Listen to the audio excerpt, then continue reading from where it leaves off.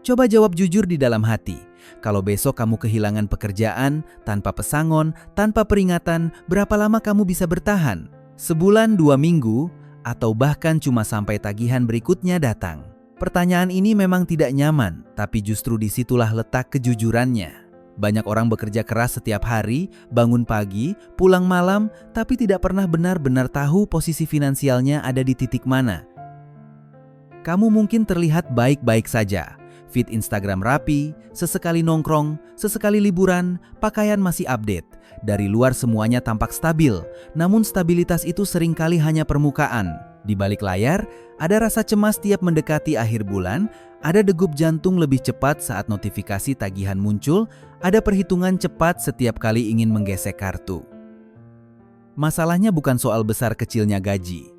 Banyak orang bergaji tinggi tetap merasa tercekik. Sementara yang bergaji biasa saja justru lebih tenang. Ini bukan soal angka semata, tapi soal struktur dan pola pikir. Soal bagaimana uang dikelola, bukan hanya bagaimana uang dihasilkan.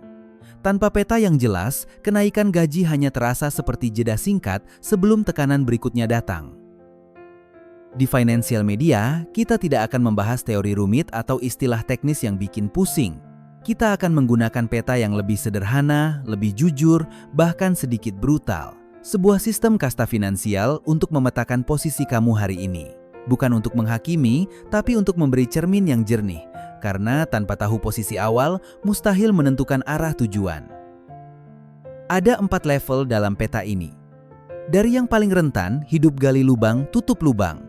Naik ke kelas menengah nanggung yang terlihat mapan tapi rapuh. Lalu ke level kaya diam-diam yang fokus membangun aset tanpa banyak suara. Hingga puncaknya, bebas finansial saat uang bekerja lebih keras daripada pemiliknya. Setiap level punya ciri, pola pikir, dan jebakan yang berbeda.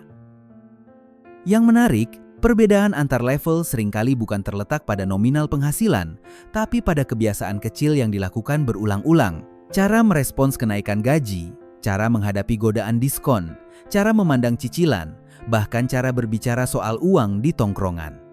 Obrolan santai seringkali membocorkan level finansial seseorang tanpa ia sadari. Sekarang pertanyaannya sederhana. Kamu ingin terus berjalan tanpa arah sambil berharap semuanya baik-baik saja? Atau kamu ingin tahu persis di mana kamu berdiri dan bagaimana naik ke level berikutnya?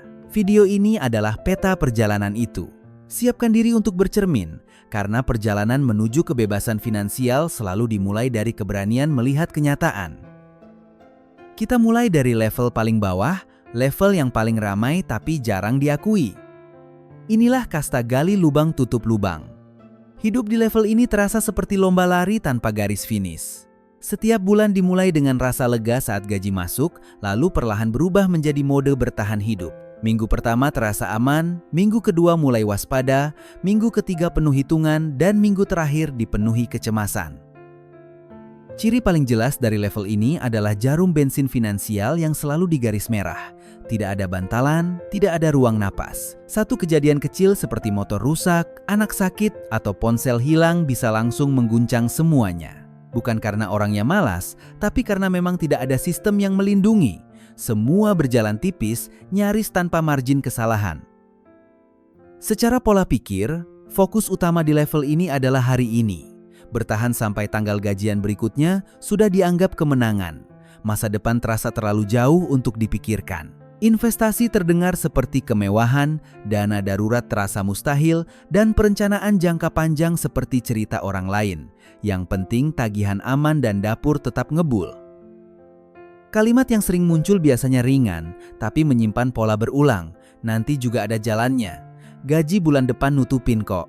Tenang, masih bisa pay later. Atau yang paling klasik, pinjam dulu 100. Tanpa sadar, kebiasaan kecil ini membentuk lingkaran yang sulit diputus. Utang kecil yang dianggap sepele menumpuk dan menciptakan tekanan permanen. Masalah utamanya ada pada gaya hidup yang sedikit lebih tinggi dari kemampuan. Selisih kecil itu ditutup dengan cicilan, pinjaman online, atau utang teman. Karena tidak pernah benar-benar nol, maka tidak pernah benar-benar mulai naik. Stres karena kekurangan uang justru memicu pelarian sesaat, belanja kecil untuk hiburan, nongkrong untuk melupakan beban, yang akhirnya memperparah keadaan.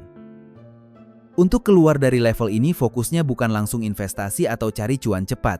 Fokusnya menghentikan pendarahan. Langkah pertama adalah gencatan senjata, berhenti membuat utang konsumtif baru selama minimal 1 bulan. Hapus aplikasi PayLater, tahan diri dari diskon, dan belajar berkata tidak.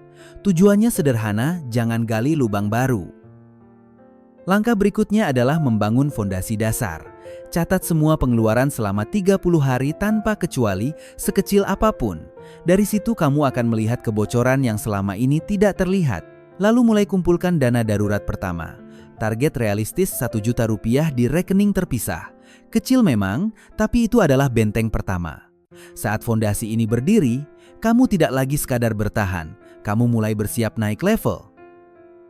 Setelah berhasil keluar dari fase bertahan hidup, kamu masuk ke level yang terlihat lebih nyaman, tapi justru lebih berbahaya. Inilah kasta kelas menengah nanggung. Secara pendapatan, kamu sudah lebih stabil. Tidak lagi panik setiap akhir bulan, bahkan mungkin sudah punya kendaraan pribadi atau rumah dengan skema cicilan. Dari luar, hidup tampak naik kelas. Masalahnya, banyak dari kemapanan itu sebenarnya berdiri di atas utang. Mobil masih milik bank, rumah masih milik kreditur, kartu kredit terus berputar tanpa benar-benar lunas. Aset terlihat banyak, tapi kewajiban juga besar. Kamu merasa aman karena penghasilan rutin masih masuk. Padahal jika aliran itu berhenti 1 atau 2 bulan saja, fondasinya langsung goyah. Pola pikir yang sering muncul di level ini adalah self-reward dan keseimbangan hidup versi konsumtif. Setiap kenaikan gaji dirayakan dengan upgrade gaya hidup. Gaji naik 10%, pengeluaran naik 15%. Nongkrong pindah ke tempat yang lebih mahal, liburan makin jauh, gadget makin baru. Standar hidup naik cepat, tapi keamanan finansial tertinggal. Obrolan tongkrongan pun berubah, mumpung cicilan 0%, nggak enak kalau nggak ikut, kerja keras masa nggak boleh nikmatin hasil. Kalimat-kalimat ini terdengar wajar, bahkan logis. Namun jika terus diikuti tanpa kontrol, kamu terjebak dalam neraka kenyamanan. Tidak merasa miskin, tapi juga tidak pernah benar-benar bebas. Bahaya terbesar level ini adalah ilusi aman. Karena cicilan masih terbayar dan gaji masih masuk, kamu merasa semuanya terkendali.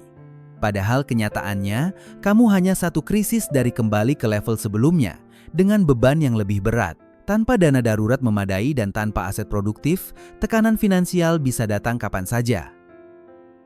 Untuk naik dari sini dibutuhkan revolusi kecil yang konsisten. Mulailah dengan puasa gengsi selama beberapa bulan. Tahan semua pembelian gaya hidup yang tidak mendesak. Alihkan dana yang biasanya habis untuk penampilan dan hiburan ke pelunasan utang berbunga tinggi. Fokus lunasi kartu kredit atau PayLater sampai benar-benar bersih. Setelah utang terkendali, bangun dana darurat yang serius minimal 3-6 bulan pengeluaran.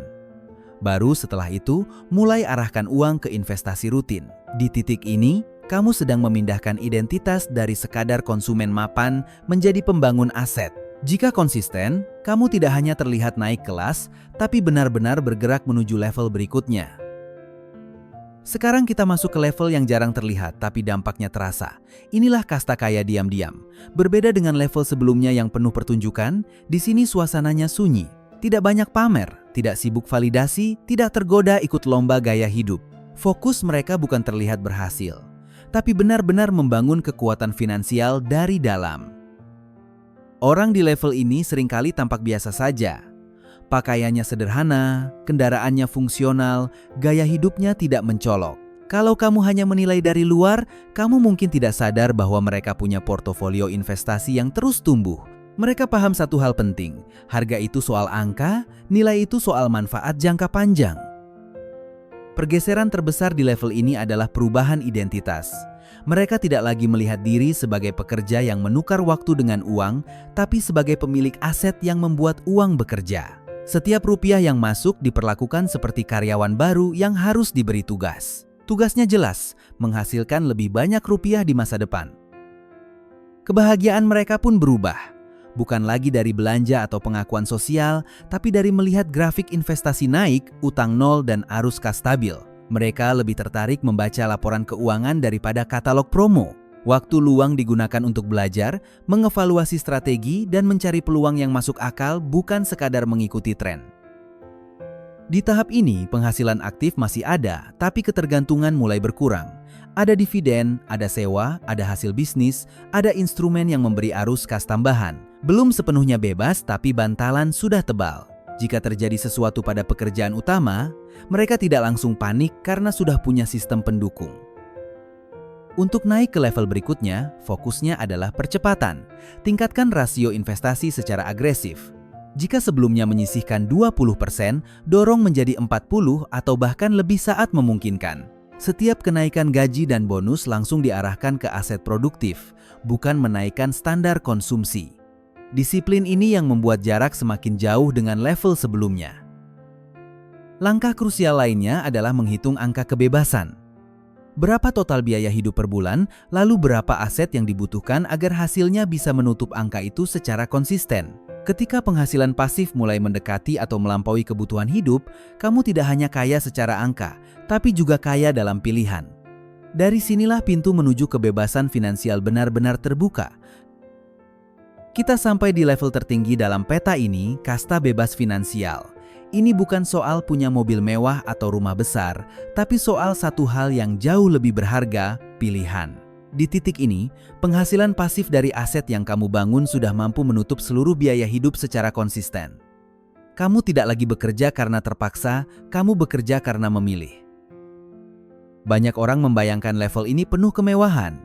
Kenyataannya sering justru sebaliknya. Hidup mereka cenderung lebih sederhana dan tenang. Tidak ada dorongan membuktikan diri, tidak ada kebutuhan mengejar pengakuan. Permainan finansial sudah dimenangkan, jadi tidak perlu lagi memamerkan papan skor kepada siapapun. Pergeseran pola pikir di level ini sangat dalam. Uang bukan lagi pusat keputusan hidup. Pertanyaan yang muncul bukan apakah ini menghasilkan banyak uang, tapi apakah ini bermakna. Waktu menjadi aset paling berharga. Energi dijaga, relasi dipilih dengan sadar, dan proyek yang diambil selaras dengan nilai hidup yang diyakini.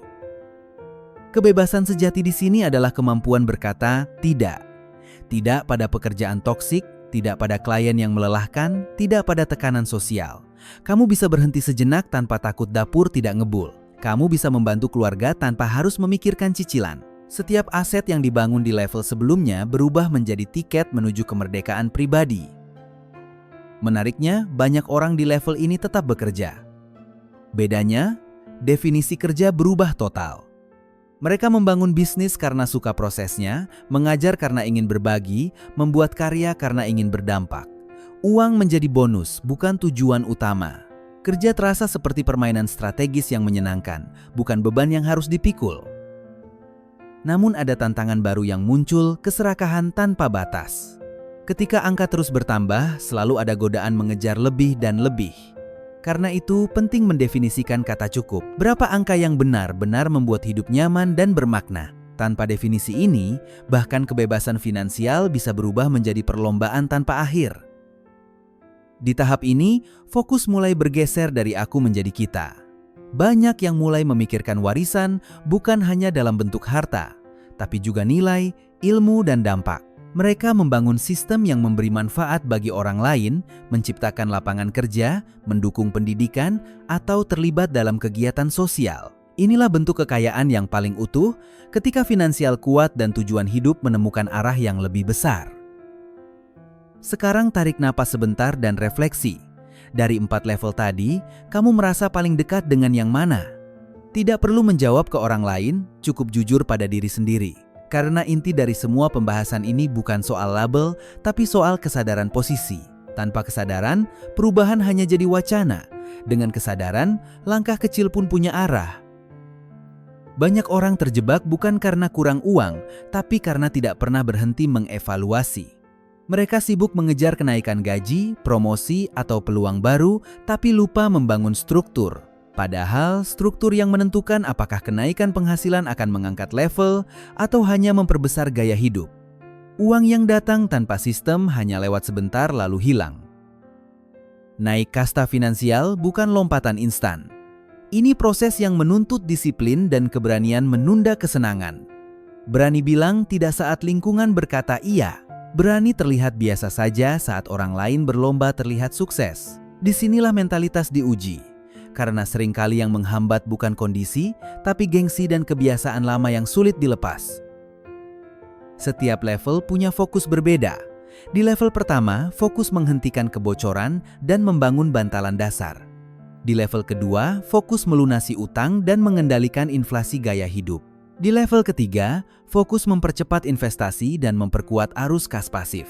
Di level keempat, fokus menjaga makna dan dampak. Strateginya beda, tapi prinsipnya sama. Uang harus bekerja lebih keras dari kamu. Perubahan paling kuat selalu dimulai dari kebiasaan kecil. Mencatat pengeluaran, menyisihkan di awal bukan di akhir, menunda upgrade yang tidak perlu, membaca satu buku finansial dalam sebulan, berdiskusi dengan orang yang lebih disiplin. Kebiasaan sederhana ini, jika dilakukan konsisten, menciptakan efek majemuk yang luar biasa dalam 5-10 tahun ke depan. Ingat, kamu tidak bersaing dengan orang lain. Kamu bersaing dengan versi dirimu kemarin. Jika tahun ini rasio tabunganmu naik dibanding tahun lalu, itu kemajuan. Jika utangmu berkurang drastis dibanding 2 tahun lalu, itu lompatan. Progres finansial sering tidak terlihat dramatis, tapi dampaknya terasa dalam jangka panjang. Pertanyaannya sekarang bukan lagi kamu ada di level mana. Pertanyaannya, langkah konkret apa yang akan kamu ambil setelah menonton ini? Apakah tetap dengan pola lama dan berharap hasil berbeda, atau mulai menyusun strategi naik satu tingkat demi satu tingkat? Peta sudah jelas, jalurnya terbuka, sisanya tinggal keputusan dan konsistensi dari kamu sendiri. Bayangkan 5 atau 10 tahun dari sekarang, versi dirimu yang mana yang ingin kamu temui? Yang masih sibuk menutup tagihan dengan napas pendek, yang terlihat mapan tapi diam-diam tertekan, atau yang tenang karena tahu asetnya terus bekerja. Waktu akan tetap berjalan dengan atau tanpa perubahan dari kamu. Pertanyaannya hanya satu, kamu mau mengarahkan langkahmu atau membiarkannya mengalir tanpa kendali? Banyak orang menunggu momen sempurna untuk mulai. Menunggu gaji naik, menunggu bonus turun, menunggu kondisi lebih stabil. Padahal tidak ada momen yang benar-benar sempurna. Perubahan finansial hampir selalu dimulai dalam kondisi yang tidak ideal. Justru keputusan kecil di tengah keterbatasan itulah yang membentuk fondasi kuat di masa depan. Jangan terjebak pada perbandingan. Di media sosial, semua orang terlihat lebih cepat, lebih kaya, lebih sukses. Namun kamu tidak pernah tahu isi laporan keuangan hidup mereka. Fokus pada kontrol yang kamu miliki, pengeluaranmu, keputusan investasimu, cara kamu memaknai uang. Saat fokus kembali ke dalam, tekanan dari luar perlahan melemah. Ingat, kebebasan finansial bukan soal pamer hasil, tapi soal damai saat melihat rekening dan asetmu.